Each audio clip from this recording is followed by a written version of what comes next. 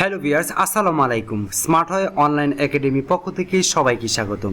আজকে আমরা আলোচনা করব QMS অডিটর। যারা QMS অর্থাৎ কোয়ালিটি ম্যানেজমেন্ট সিস্টেম অর্থাৎ কোয়ালিটি ডিপার্টমেন্টে যারা কাজ করতে চান তাদের জন্য আজকের এই ভিডিওটি খুবই ইম্পর্টেন্ট, কারণ এই ভিডিও থেকে আপনি জানতে পারবেন QMS অডিটরের কী রেসপন্সিবিলিটি রয়েছে, কী কী কাজ রয়েছে। সো অবশ্যই ভিডিওটা শেষ অবধি দেখবেন। তার আগে ছোট্ট একটি রিকোয়েস্ট, যদি আমার এই চ্যানেলটা ভালো লেগে থাকে অবশ্যই আমাকে সাবস্ক্রাইব করে পাশে থাকবেন, কারণ এই চ্যানেলে প্রত্যেক দিন গার্মেন্টস এবং টেক্সটাইল রিলেটেড অনেক ভিডিও আপলোড করা হয়। সো আপনি কেরিয়ারটাকে যদি ইমপ্রুভ করতে চান বা ইন্টারভিউ ফেস করতে যদি আপনি সহজ করতে চান, নিজেকে ডেভেলপ করতে চান, তাহলে অবশ্যই আমার চ্যানেলটাকে সাবস্ক্রাইব করে পাশে থাকুন।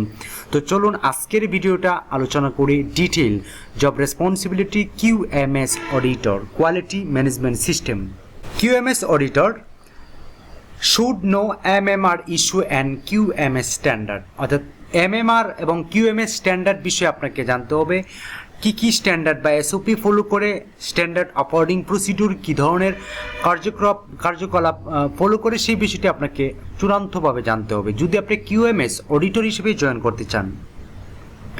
Should know overall quality assurance function of delivering product to buyer, অর্থাৎ আপনাকে অবশ্যই ওভারঅল কোয়ালিটি সম্পর্কে জানতে হবে, টোটালি কোয়ালিটি সম্পর্কে, এবং যত ধরনের কোয়ালিটি ফাংশন রয়েছে বা ক্রিটিক্যাল প্যাথ রয়েছে সেটা অবশ্যই আপনাকে জানতে হবে, এবং বায়ার রিকোয়ারমেন্ট অনুযায়ী আপনাকে কোয়ালিটি ইন্স্যুরেন্স নিশ্চিত করতে হবে।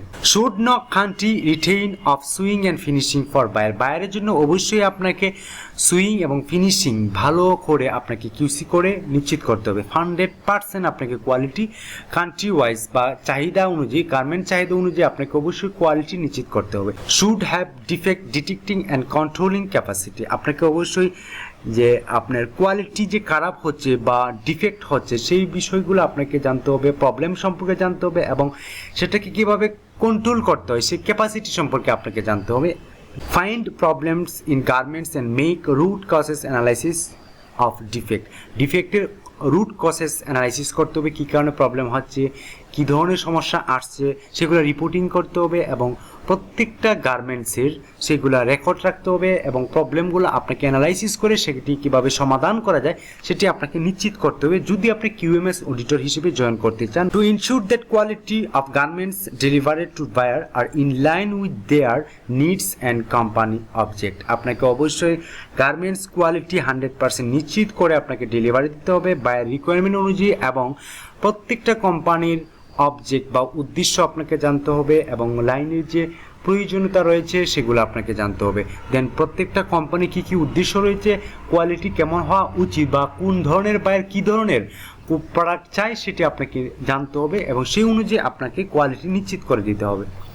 Handle quality insurance procedure in a way that ensure minimum involvement of time, manpower and other assurance while delivering the optimum quality, অর্থাৎ সর্বোত্তম কোয়ালিটি আপনাকে জানতে হবে।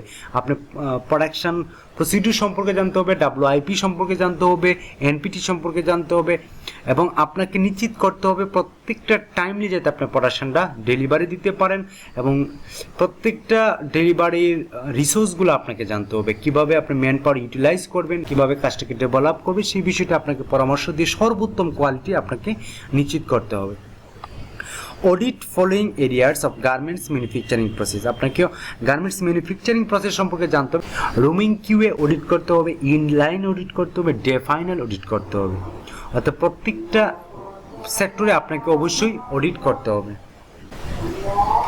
Highlight problems, fault, discrepancies in production, অর্থাৎ আপনাকে প্রবলেমগুলো হাইলাইট করতে হবে এবং ফল্টগুলো ধরতে হবে, এবং সেই অনুযায়ী আপনাকে কীভাবে কমানো যায় সেটার বিষয়ে অবজারভেশন করে আপনার পড়াশোনা স্মুথলি যাতে প্রোডাক্টিভিটি বৃদ্ধি করা যায় সেই দিকেও আপনাকে খেয়াল রাখতে হবে।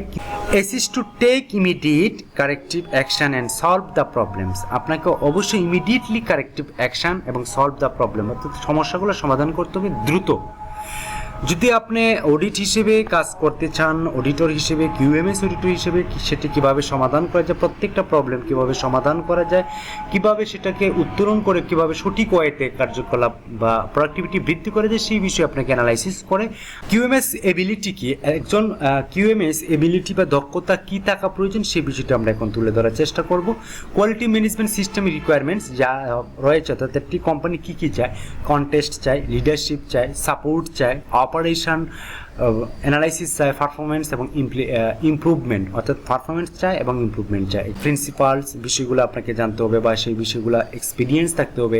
Rules and responsibility of auditor, অর্থাৎ একজন অডিটরের রেসপন্সিবিলিটি কী বা রুলস কী, সেই বিষয়গুলো আপনাকে গেইন করতে হবে। এই এবিলিটি দক্ষতা আপনাকে জানতে হবে। প্ল্যানিং অ্যান্ড ইন্টারনাল অডিট, আপনাকে অবশ্যই প্ল্যানিং সেক্টর বা ইন্টারনাল অডিট বিষয়ে আপনাকে পারদর্শী হতে হবে। কন্ট্যাক্টিং অ্যান্ড অডিট সম্পর্কে আপনাকে আরও দুর্দান্তভাবে চৌকুশ হতে হবে। রিপোর্টিং অডিট রেজাল্ট, অর্থাৎ প্রত্যেকটা অডিটের শেষে একটি রিপোর্ট হয়, সেই রিপোর্ট যে আপনি সাবমিট করবেন, সেই রিপোর্টটা যাতে অপটিমাইজ খুব সুন্দর হয়, সেই বিষয়টি আপনাকে জানতে হবে।